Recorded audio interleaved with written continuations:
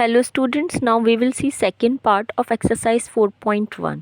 ठीक है, which is the product of two consecutive positive integers is 306.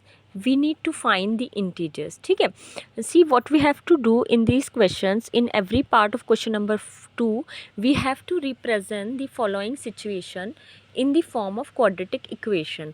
In each part situations are given to us and we have to represent this situation in the form of a quadratic equation. Okay, see the situation given to us in second part is the product of two consecutive positive integers. There are two positive integers. Positive integers means they are greater than 0. Okay, and they are consecutive positive integers. Consecutive means an integer coming one after other. Suppose you are having 1, so the number coming just after 1 is 2 and the number coming just after 2 is 3. So these three will be called as consecutive integers. ठीक है, now see the product of two consecutive positive integers is 306. So you can let the two consecutive positive integers be. If one of the integer is x, then the another integer will automatically be x plus 1. The number coming just after this integer will be x plus 1. Adding 1 to x, we will get the next integers. From here you can see that if we add 1 to our previous number 1, we'll get 2.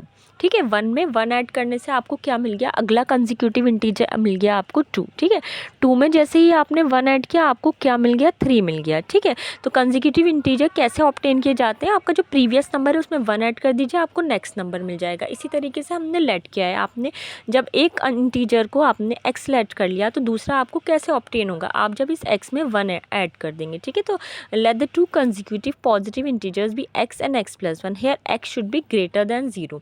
ठीक है, क्योंकि इन्होंने कहा है जो consecutive integers हैं वो कैसे होने चाहिए, पॉजिटिव होने चाहिए. ठीक है, that's why we have considered here x to be greater than 0.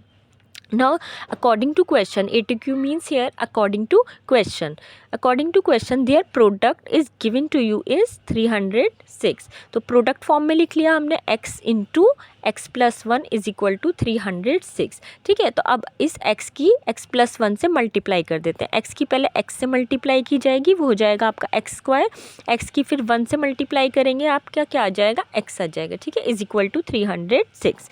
ठीक है, now see x square plus x, ये पॉजिटिव 306 है तो ये RHS से LHS में आकर क्या हो जाएगा, माइनस के 306 एंड इक्वल टू यहाँ क्या रह जाएगा, आपका 0 रह जाएगा. ठीक है, आपने देखिए आपने इसको रिप्रेजेंट कर दिया किस फॉर्म में, ax square plus bx plus c की फॉर्म में. देखिए a यहाँ पे क्या है आपका 1 ax स्क्वायर, b यहाँ पे क्या है वो भी 1 है bx, c क्या है आपका ये constant term minus 306 equals to 0. तो क्योंकि आपने इसको रिप्रेजेंट कर दिया अपने ax square plus bx plus c is equal to 0 की फॉर्म में, तो आपकी ये क्या आ गई, रिक्वायर्ड क्वाड्रेटिक इक्वेशन आ गई. ठीक है, क्वाड्रेटिक को अगर आपको देखना है आप इस तरीके से भी देख लीजिए कि यहाँ पे जो आपका वेरिएबल है x, ठीक है, x की पावर 1 भी है 2 भी है, मगर जो हाईएस्ट पावर है x की वो 2 है. तो इस आपकी जो पॉलिनोमियल है इसकी हाईएस्ट पावर 2 होने की वजह से पॉलिनोमियल की जो डिग्री है वो 2 हो जाएगी, इसलिए आपका पॉलिनोमियल क्या कहलाएगा, क्वाड्रेटिक पॉलिनोमियल कहलाएगा. ठीक है, अब क्योंकि ये पॉलिनोमियल इक्वल टू 0 है तो ये क्वाड्रेटिक पॉलिनोमियल से क्या कहने लगेंगे, आप इसको क्वाड्रेटिक इक्वेशन कहने लगेंगे. ठीक है,